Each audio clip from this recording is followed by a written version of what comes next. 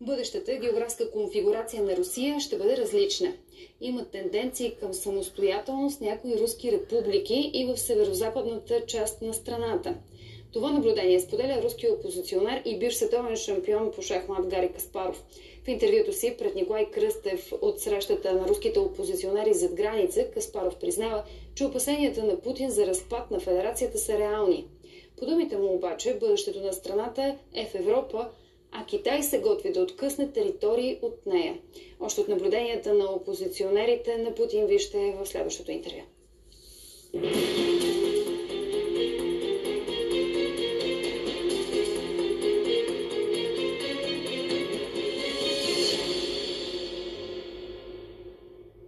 Господин Каспаров, бихте ли казали на къде върви днес Русия на Путин? Струва ми се, че отговорът е очевиден. Путин ще води тази война до последния патрон, до последния долар, до последния войник. Това е война на изтощение. Путин смята, че има шансове да победи, тъй като е готов да пожертва всичко. А за сега не виждаме подобна готовност от страна на Запада. Ясно, че Украйна ще се бори до край, но тя има нужда от подкрепа и Путин смята, че тази подкрепа няма да е безкрайна. Не знам на къде по-нататък може да се отиде. Русия днес представлява пълноценна фашистка диктатура, която е избрала външната агресия като последен начин да бъде легитимиран фюрерът. Как виждате развитието на агресията на Кремъл срещу Украйна? Виждате ли изобщо наличието на някаква стратегия в главата на Путин? Как ви это възпринимаете? На самом деле, как там? Всъщност там няма никаква нормална стратегия, защото много от действията на Путин са опортунистични. Когато се появява възможност, я използва, но ми се струва, че в главата на Путин има една обща стратегическа линия. Формирала се с години, защото до голяма степен той се е основавал на принципа, че действията му трябва да съответстват на възможностите. От тази гледна точка той е доста практичен и да рече през 2005, когато каза, че разпадането на Съветския съюз е най-голямата геополитическа катастрофа, сякаш набеляза посоката на движение. Ясно, че още нямаше ресурси да бъде реализирано това, но беше последователен и ми се струва, че тази последователност ни дава право да говорим за съществуването на стратегия. Нещо като реванш за студената война, дори не за студената война, а за победата на света, в който действат правила, в който има договори, в който хората спазват търговски спогодби, в който има споразумения между държавите, в който има такива неща, като консенсус. Всичко това в путинския свят представлява нещо като фабричен дефект. Нещо, което не трябва да го има. Путинският свят е светът на грубата сила, светът на Иван Грозни, Йосиф Сталин. И той последователно го създава. Войната на Путин в Украйна не е просто решаване на въпроса за възстановяването на империята и откъсването на някакви части от Украйна. Това се подразбира от само себе си. Това всъщност е война в среда, установен в света след 1945 година. На Путин той не му върши работа и той смята, че трябва да вземе реванш от него. И нещо повече, той смята, че в целия свят има немалко хора, които се чувстват на това, които имат положително отношение към такава една концепция, към света, който управлява грубата сила. Света, в който всички въпроси се решават от големите страни. Съединените щати, Китай, Русия, може би там Германия, Франция, Англия, въпреки че няма защо да е така, може би Евросъюза, а всичко друго, някаква там България, Румъния, всички такива, изобщо каквото кажат големите страни, а тук става въпрос за някакви мафиотски хватки, за нещо средновековно. Аз съм закона, дори не аз съм над закона, а самият аз съм закона. Искам така и така го правя. Войната в Украйна може ли да свали от вас, господин Путин? Всъщност, руската история понася немалко примери, когато несполука във войната е водила до промени. Да си спомним Първата Критска война от средата на 19 век, тя става детонатор за отмяната на крепостното право. Реформите на Александър II до голяма степен са свързани с поражението в тази война. Дори се смята, че Николай I се самоубива заради този крах. Изведнъж е станало ясно, че цялата му империя е всъщност колос на глинени крака, че не може да опази Севастопол във война с англо-френския експедиционен корпус. Показателен е, разбира се, примерът за руско-японската война, която доведе до революционен взрив в Русия. Тогава режимът е имал възможност да постигне компромис, конституционна монархия и да потисне тази вълна, защото Русия се е развивала. Ресурсът е бил абсолютно различен. Страната е имала потенциал и мисля, че онези, които са били срещу царя, са били готови на политически отстъпки, не са били съгласни с разрушаването на целия държавен апарат.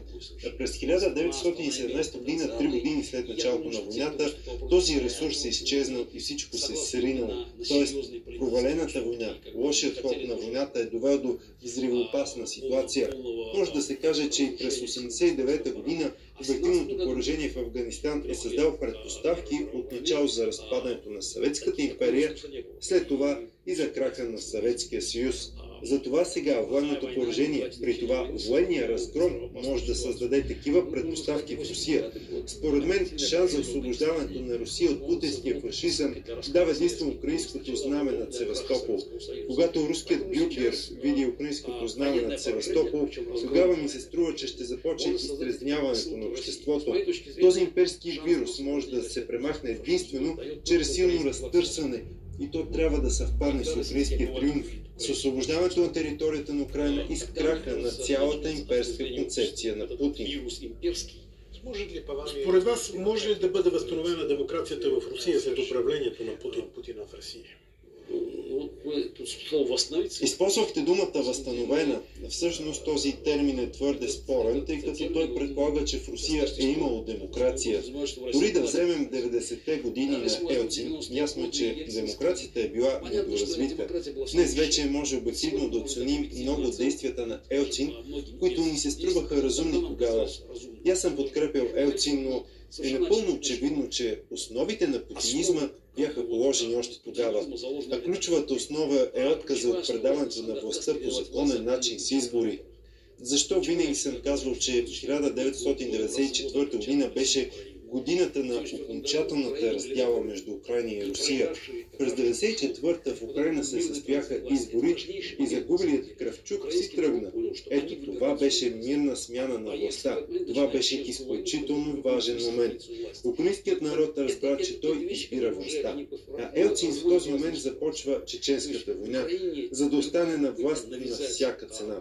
И това са нещата, заради които страните тръгват в различни посоки. В Украина всеки опит да бъде наложен отгоре ръководител води до един Майдан, до революцията на втория. И сега Украина и Русия са две напълно различни страни, въпреки че каква може да е разликата между човек, който се е родил в Харкив, и човек в Белгород. Сигурно ще са родени или в Съветския съюз, или в постсъветския период. И двамата ще говорят на руски, ще са чели едни и същи вестници, гледали една и съща телевизия. Този в Харков е можел да избира властта си. Сигурно е гласувал за Янукович, негово право. А онзи в Белгород е свикнал някой да взима решенията вместо него. Защо хората от рускоязичните области на Украина не приеха Путиновото управление, когато онези през 2014 година смятаха, че от само себе си от Луганск до Одеса всичко ще стане Новорусия, точно защото те вече бяха други. Тогава какви са пътищата пред Русия? Виждаме, че тя се ориентира все повече към Китай, към БРИКС. Това може ли да е реално? Всъщност Русия изобщо не се ориентира, нея я ориентират, защото отношенията с Китай не са от партньорско естество. Китай се готви да погълне голяма част от територията на Русия. Смятам, че Си Цзинпин предвижда пълзящото анексиране на значителни руски територии за много по-възможно от съвземането на Тайван. Нали виждаме, на китайските карти Владивосток вече е преименуван в Хайшевин. Там вече работи китайска митница. Китай вече открито публикува карти, които всъщност имат някаква историческа логика. Карти от 19 век, на които се вижда, че Русия се е възползвала от слабостта на китайската империя и просто е откъснала значителни територии. Не просто значителни територии. Всичко от Владивосток до Байкал е било до 1860 година китайско. И смятам, че Китай с голям интерес гледа към тези територии, още повече, че там живеят голям брой китайци. Демографското положение там е катастрофално. То си беше лошо, а сега войната го влоши още повече, защото мобилизираните са от тези региони, а Китай икономически е много по-силен. Ще се повторя, отношенията с Китай не са партньорски. Бъдещето на Русия, ако тя изобщо има бъдеще, всяка бъдеща географска конфигурация на Русия, сигурен съм, ще се различава от сегашната. Смятам, че някои руски региони са напълно готови да поемат своето свободно плаване и че в това няма нищо страшно. Нека всеки да живее както си иска. Такива тенденции съществуват не само в националните републики, има ги и в северозапада на Русия. Желанието на хората е да живеят както те решат, да живеят самостоятелно, а не да зависят от някакво началство в центъра. Мнозина политици в Европа смятат, че Украйна трябва да спре на границите, на които е застанала в момента армията на Русия. Какво бихте казали на тези политици? На такива политици трябва да им бъде казано, че изобщо е аморално да търгуват с чужда земя, защото това не е просто земя, на нея освен това живеят хора. Знаем какви зверства, какви престъпления са извършвали на тази земя. Знаем, че милиони украинци живеят в условията на окупация. Съзнателно да искаш от Украйна да не се освободи и да спре на границите с тези територии, най-малкото е аморално, освен това глупаво, защото очевидно, че какъвто и да било успех на Путин в Украйна, а териториалните придобивки са успех, означава, че той ще отиде по-нататък. Всъщност, какво означават тези заявления? Те говорят за слабост, а спрямо слабите Путин винаги прилага езика на силата. Единствено сила може да спре Путин и затова нищо друго, освен пълното освобождаване на всички територии, няма да спре путинската агресия. Затова е необходимо оръжие. Оръжие, което, за съжаление, Западът не предоставя в необходимия обем. А всички приказки за мирно уреждане на конфликта са безсмислени, просто защото на Путин това не му трябва всъщност. Чуйте руската пропаганда, не го казвам аз. Всеки ден това върви чрез руските телевизии и отразява менталността на Путин. Те се готвят да спечелят тази война. Вчера заместник председателя на Руската дума Пьотър Толстой казва, че си малко 4-те региона. Трябва още 4 да вземат, чак до Одеса. Тоест, те сякаш водят войната за победа. И това, че руската икономика е много пъти по-малко от западната, всъщност нищо не значи за тях. Защото Путин харчи за войната някъде 25%, а Западът ще похарчи 1%. Тоест, става въпрос за ситуация, в която Путин води война с НАТО, не с Украйна. Воюва с НАТО, казват те. И войната е за победен край, за постигането на такъв резултат. А НАТО как воюва? Ето Украйна се сражава, ние по-малко помагаме, ама пък може да трябва да сключим някакъв договор. Няма стратегически план. Не се чуват главните думи Украйна трябва да победи. Президентът Зеленски говори за своята формула за справедлив мир. Вие как гледате на това? Като гражданин на Руската федерация нямам право да критикувам украинските власти. Това е тяхна земя. Тя трябва да се върне в Украйна и ако това е формулата на законно избрания украински президент, аз я подкрепям. Това за мен не е никакъв въпрос. Украйна има правото да се разпорежда на своите територии по начина, по който намери за необходимо.